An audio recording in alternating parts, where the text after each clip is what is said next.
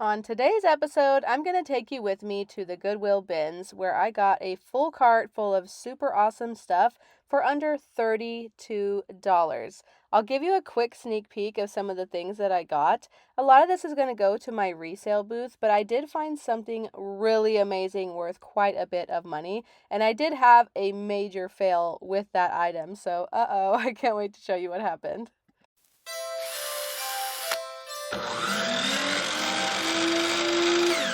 Hello and welcome back to Desert DIY. If you're new here, my name is Corey. Today I'm going to take you with me shopping at the Goodwill bins and then show you what I got. Let's go.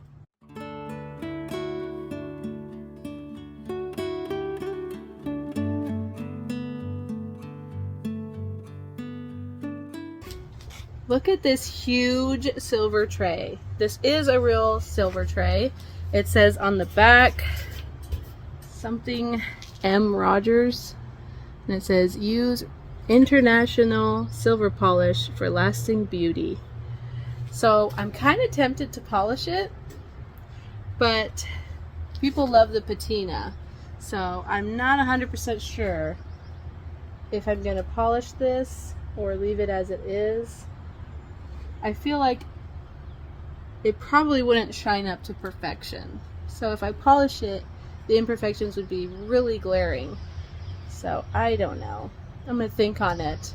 Comment and let me know what you would do. When we got everything home, my oldest daughter saw that I got this silver tray and she loves shining silver. I don't know what it is. She just finds it extremely satisfying seeing how it goes from ugly and tarnished to bright and reflective, beautiful silver. I mean, I guess, yeah, that is a really rewarding feeling, but you wouldn't think that a young teenager would want to be doing that. But I'm thankful that she does, and anything that makes her excited like that, I'm gonna go for it with her. So I went ahead and helped her out with it because I knew it was gonna take longer than she thought it would.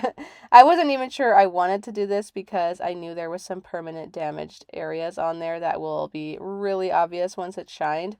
But she really wanted to do it, guys. So we're just going to roll with it today, like I do with all of my flips and DIYs. We're just going to take it one step at a time and see where we get. But you can see already where those permanently damaged areas are on the silver, but that's okay. I have a plan. Don't worry. I will make sure that none of those are visible, but that the beautiful parts of the silver are still beautiful and visible.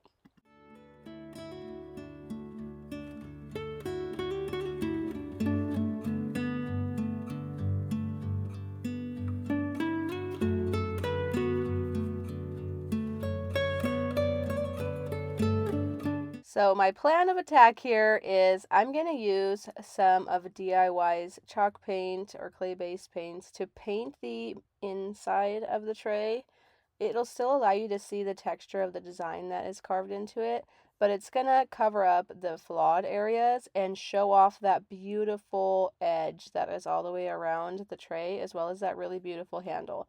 We also polished the underneath side and it was pretty much pristine. Like the bottom underneath side has nothing wrong with it. So the bottom is still beautiful silver and that beautiful rim is going to show off a whole lot. The color that I'm going to be using today from DIY Paint is called Crockery. I actually got this paint from one of my amazing viewers. She sent me like a care package full of really awesome stuff. I can't wait to do some DIYs with the rest of it, but I did use a few of the things that she sent me in today's video, so I'll point those out as we go. She didn't want any special attention for it, but I do have to thank her. You know who you are. Thank you so much for sending all those goodies. I got it on a day that, or a week, I should say, that I've just been having a really hard time. Things have just been crazy and I've been stressed out, but it was a huge uplifter. So thank you so much.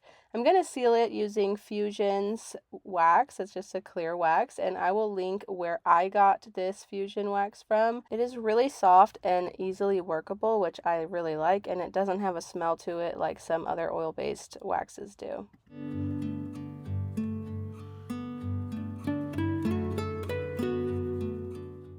I wiped back the excess using a paper towel and then let it cure.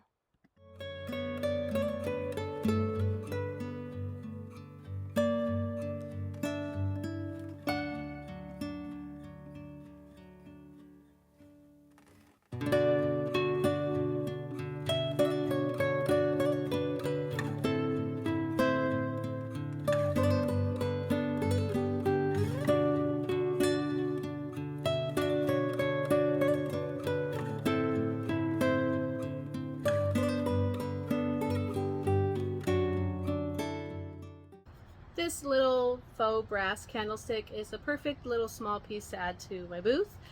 I'm guessing it's from a yard sale, but I got it at the bins. And I probably will rub and buff it just to spiff it up a little bit. This brown teapot I thought was really unique because it's brown.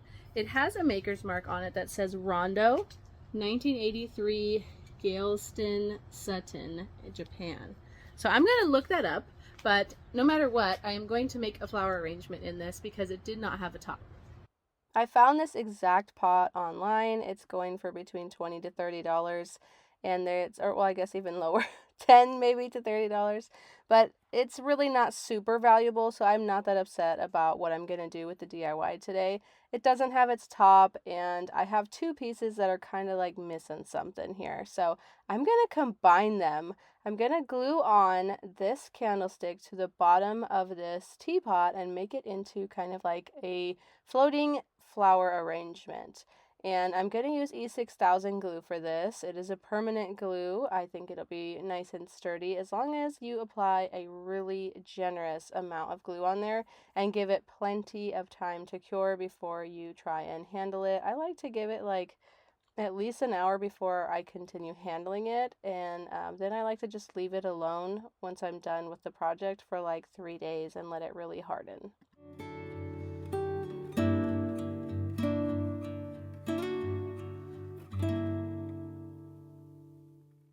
Next, I'm going to use some Tobacco Roads gel stain. This is a water-based gel stain from Dixie Belle, and I'm just going to darken up that base a little bit. The gold looks a little bit too different from the finish on the pot. I thought it would look cool and kind of old and antique and everything, but it just looked like mismatchy. So I needed to darken it up a little bit to go better with the brown on the teapot.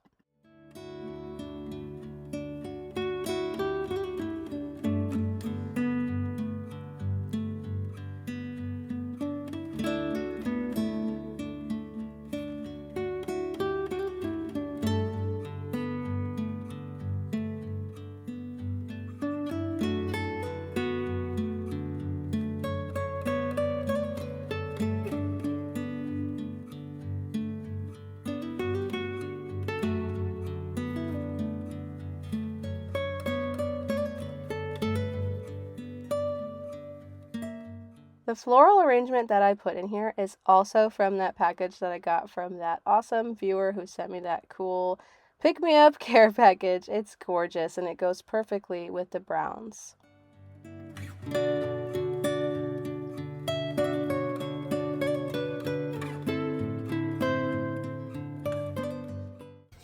I don't know what this is, or if it even really has a purpose, or if somebody just made it decoratively.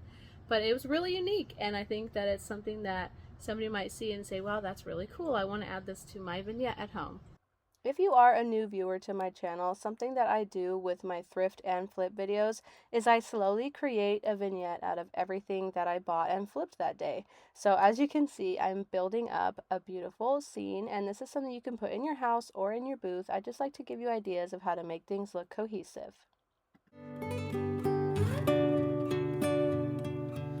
These little faux carnations were adorable, and I think that anytime you see florals that you think are pretty, that you would like, pick them up because they weigh nothing. You're pretty much getting them for almost free, and you could always put them in something later.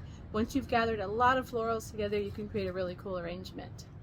This lantern is a great opportunity for me to show you how you can save some money at the Goodwill bins. Take out whatever you're not planning on actually using from the pieces you picked up. I will always grab lanterns when I see them in the shop. This lantern is black with red accents underneath, which doesn't necessarily go with my French country look because I do more of the lavenders and different lighter, more cool tones, I guess. So I'm gonna see if it's possible to get all the glass out and repaint this. It has tabs that hold the glass in. I'm just afraid of breaking the glass. But I mean, even without the glass, it would still be really cute. It has these really neat details on it, and I think it It does look cool in black, but I just don't like the red underneath. No brand name either. Since we are creating a vignette, I'm going to be continuing using the same paint color for all the projects that I am doing with paint today. I am going to remove all the glass, and I decided that I don't want to put it back in. I really like how it looks open, and I think it will look even better if I put a little bit of florals in there, kind of like weaving in and out. I think that would give it more of a cottage, French country, or English country looking vibe to it. So that's what I'm going to do with this. I'm using the same exact color. It is called Crockery. I just had to shake it up a little bit. And I want to talk a little bit about DIY paint because I haven't really used it before. I've used it one other time, and I used it in a spray gun, and I didn't really know what I was doing because I had never dealt with clay-based paint before. So I didn't realize how much you can water it down before you spray it. Like there's a whole lot of stuff that I still need to learn when it comes to spraying this clay-based paint. But when you brush it on, I gotta say, I really like the coverage that it gives. It gives better coverage than some of the other chalk paints that I've used, and it goes a long way. I barely even scratched the surface of this paint can in all the projects that I did today. And I had to use a smaller brush to get into the areas that I couldn't reach with my big brush. But I definitely like this DIY paint. If you haven't tried it, I would say yes, it is good to try, and I would recommend it. I definitely like it. Had it not been for my viewers sending me this paint, I may have not tried it again after that one experience, but I am so glad. A lot of you have commented saying that I need to be using DIY paint because it's non-toxic, it's all these great things, and I just kept thinking, I don't know, I don't remember liking it. I don't know what I was doing wrong before the first time I used it, but it's great. I really do like this stuff, so that's got my seal of approval. Thank you for giving me the opportunity to try it by sending me this. But I'm going to cut this $3 floral that I got from Hobby Lobby and weave it in and out of the pretty little curved metal pieces on each side.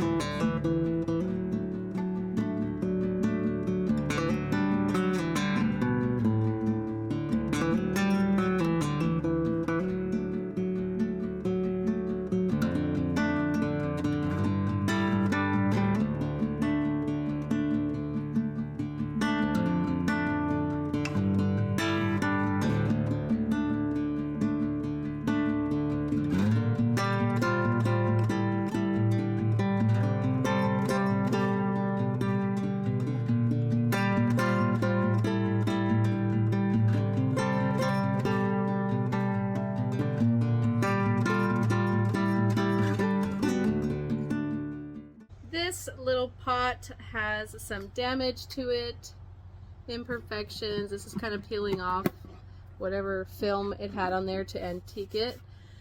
But I can do a cool textured finish on it and make it look more like stone with some gold feet, maybe like add a little bit of gold on here with some rub and buff. I don't know. I'm just gonna kind of play it by ear, and then I might just remove this foam, or I can just keep it in there and put a cool arrangement in it, and I already have free foam. Who knows? Let's see what I decide. Here is a close-up of the name Crockery, which is the color that I'm using. I actually painted this one before I had painted my other ones, but I have to order my videos in a certain way depending on which things I get done first. But what I did is I sprinkled some baking soda onto a trash bag that I'm painting on, and then I dip my paintbrush in the paint and then dip it into the baking soda. This way I can get just the right amount of baking soda that I want in order to create a texture that I want on whatever it is that I'm painting. For this, I just wanted a nice rough texture because I wanted all those cracks that were in the finish of it already to look like they're supposed to be there, like it's some aged stucco or concrete or something like that, and it really did the trick. And I only had to do one coat. I really liked having a little bit of black coming through, and it matched that awesome lantern that I did before this. And I made sure to get paint in the inside of the lip here in case it shows through when I put the moss in here, because I did decide to keep the foam in there and turn it into like a little tree topiary. I'm using the same clear wax to seal everything, by the way. This was making it a lot easier and made me be able to streamline the projects that I was doing today. And I do that in almost all of these shop and flip videos. If you're somebody who resells, I definitely would recommend staying with the same color for lots of projects because it makes your booth look cohesive. Also, if you don't resell, using the same color makes your house look cohesive when you decorate. So no matter who is watching this, if it's for resale or for your own decorating inspiration, I definitely think that painting a lot of different things in the same color is going to make it look like a well thought out and put together grouping when you're done. I just used hot glue and broke apart the moss into really small pieces so that it would get a lot of glue on each small piece. I don't know how to get my moss to stop shedding. So if you are somebody who uses this moss a lot and you have a lot of experience in gluing it down to where it doesn't shed, let me know. I think I've heard of somebody saying you can use hairspray on like flocked trees. Maybe that would work for this. I haven't tried it yet, but I'm just wondering if I get like a super stronghold hairspray and sprayed it, would that keep it from shedding? I don't know. Let me know in the comments. The floral that I used for this is actually a massive, tall Forsyth branch, which is this beautiful yellow flower, and I think I paid $7 to $9 for it at Walmart. I was going to do some little ranunculus, but I decided that I wanted something nice and tall and it to look a little more grand and high-end. And I think this was also more spring, and I really loved how it looked. It catches your eye, and I'm hoping that will draw people into my booth when they see this beautiful floral arrangement in this awesome little urn pot, and it looks a little bit like stone, which I love that look.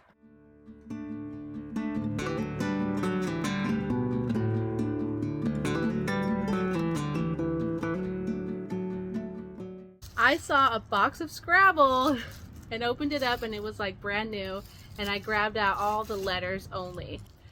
Had I grabbed the box, I would have been paying for the box weight plus the extra pieces weight. So a good tip for when you're shopping at the bins is to take things apart and only grab what you want.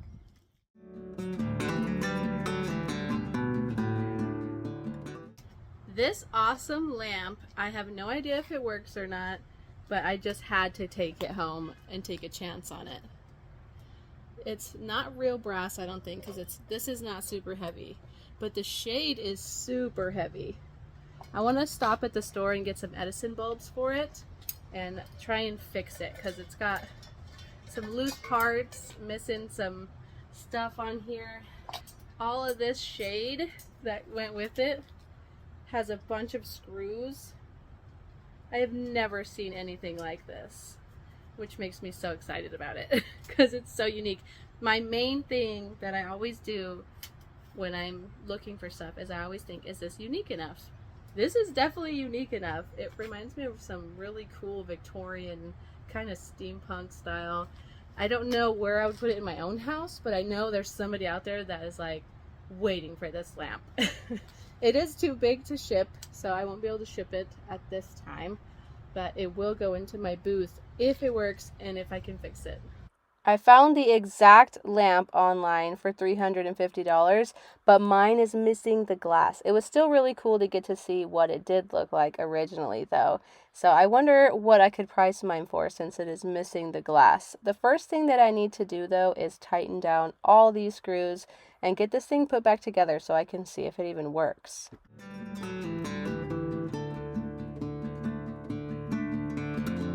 I chose to go with these Edison bulb style light bulbs that I got from Lowe's, but I do know that Amazon has tons of them for cheaper than Lowe's, so I'll link some in my Amazon store in my description box for you as well.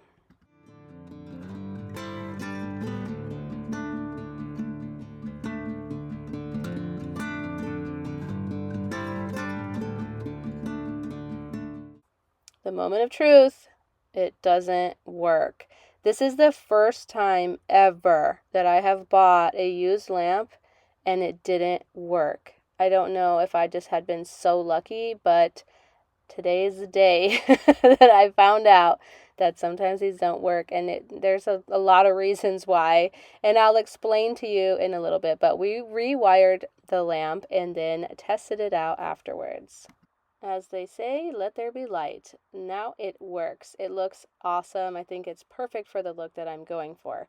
But here is where it went wrong. So you can see I'm screwing this top back on. It had a screw that you're supposed to screw this back on with, but I was like, why is this continuing to spin way beyond what it's supposed to? But it seemed like it was holding and that I just needed to keep going until it got tighter, until I found out that it was actually cutting the wires. Oh! Yep. Did you cut the wire? I think so. Oh, man. So we're going to have to go buy another $12 wiring kit and rewire this again, but we're going to have to make a major structural fix in order to make sure that this never happens to anybody else again if I do sell this in my booth. So you'll see it now staged. It does not work right now. We just don't have the time today to rewire it, but we'll probably get it rewired tomorrow or the next day. I think we're actually going to make a repair to where we attach the lampshade onto that screw-on piece using JB Weld, so it can never be unscrewed again.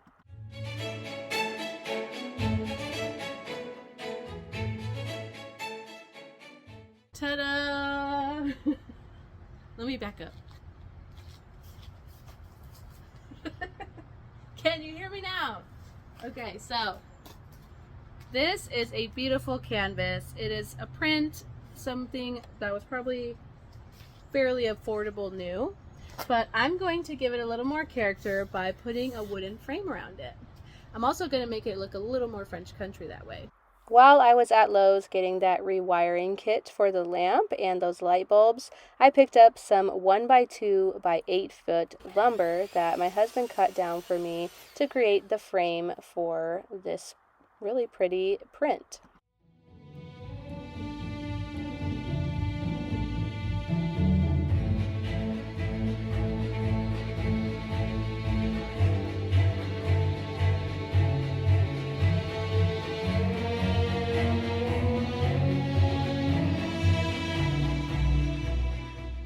I'm using the same stain that I used earlier on the base of that floral arrangement that I made in the teapot on that candlestick, and it looks different on wood, of course, than it did on a gold metal candlestick, but it's a really medium brown color. It looks really dark in the bottle, but it doesn't stain super dark, even on bare wood, unless it was like end grain. It's a little bit darker on end grain, of course. But we nailed it to the frame as well as nailing it to each piece individually on the corners. And that was really it for this project.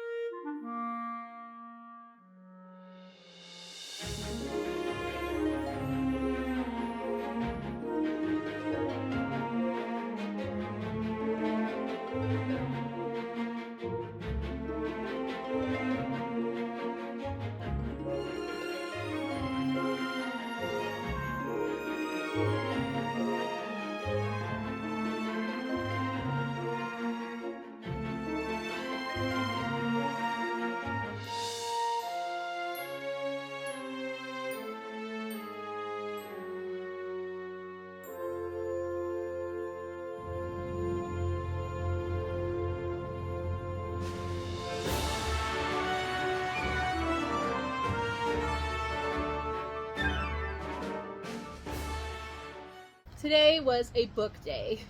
I got so many books today. The first book is from the 50s and it is called Old Ways and New Ways. But since it's from the 50s, I'm going to call this Old Ways and Older Ways. The next book I got is The Secret Garden. I try to buy classics and put them in my booth if they're unique looking. And they have all sold so far. So the classics are always classic. They never go out of style. It says, and the secret garden bloomed and bloomed, and every morning revealed new miracles. I used to read that story to my kids. And my grandmother used to read it to us. Next, this is just a blank book.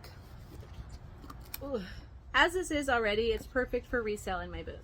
The next book that I got is this animals book, and it is originally from Amazon. There was a receipt inside it showing that somebody bought it on Amazon, so I'm going to try and link this in the description box. I have been buying tons of botanical books at the bins where they have botanical prints and stuff inside, and I've had a lot of interest in people wanting to buy some, so that got me started searching all over Amazon for the books that I found. Some of them I could find, some of them I couldn't, but I did find a whole bunch more. So I linked a ton of botanical books in my Amazon store that you can find in my description box if you're interested in getting these to make crafts out of like I do. But now I never knew there was an animal one, so now that I know that, I'll try and link this and others for you as well. Look at how many cool images are in here. I love birds. Not so much the snakes and the bats. Maybe for Halloween. Elephants are cool. Whales. There's dogs. Oh my goodness. Yeah, the possibilities are limitless for this, making crafts. I'm really excited about it. This book from Better Homes and Gardens was originally $12, and it's called Cottage Style. Can it be more perfect for what I'm doing? But it has really cool vintage cottage stuff in there, and I think somebody's gonna see this in my booth and think it's awesome. I am gonna read it before I take it to my booth though, because I think it's gonna give me a lot of cool ideas.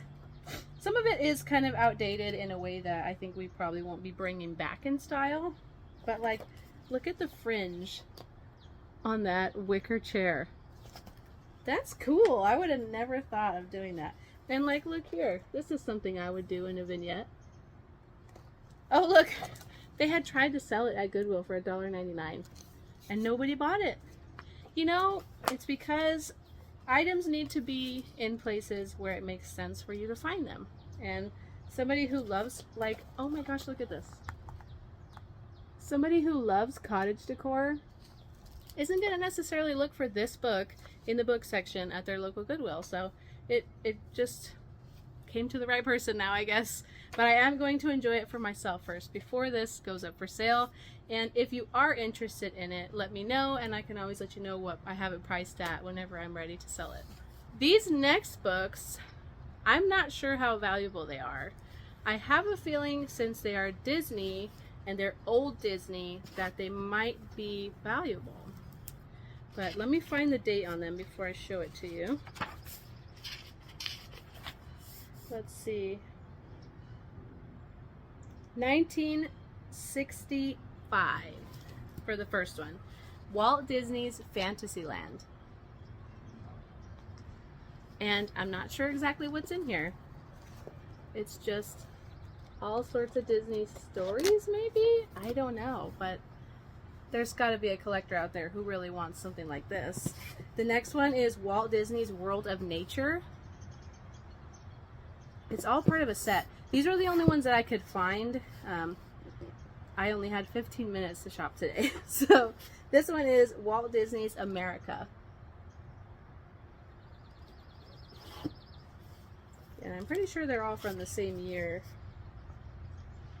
Yes, 1965. So I'm going to look these up.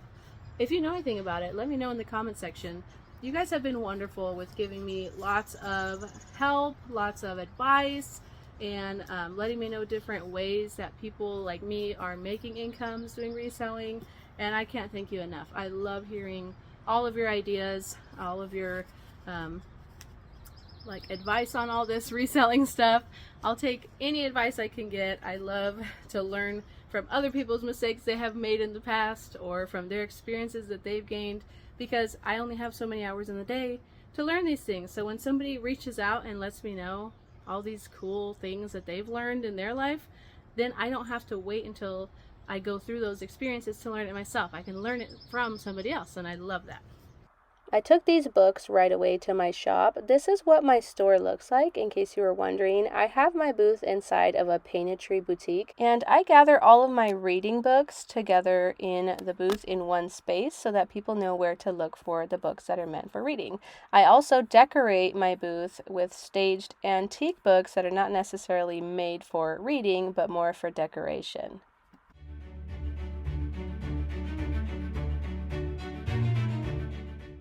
Had I just grabbed the box, I would have been paying. Oh, let me start over. There we go. Better lighting. Let's try that again. Nope, they're still there. Thank you so much for watching today, and if you liked what you saw, don't forget to hit the subscribe button down below. We post new videos every Wednesday and Sunday, and I will see you next time. Bye!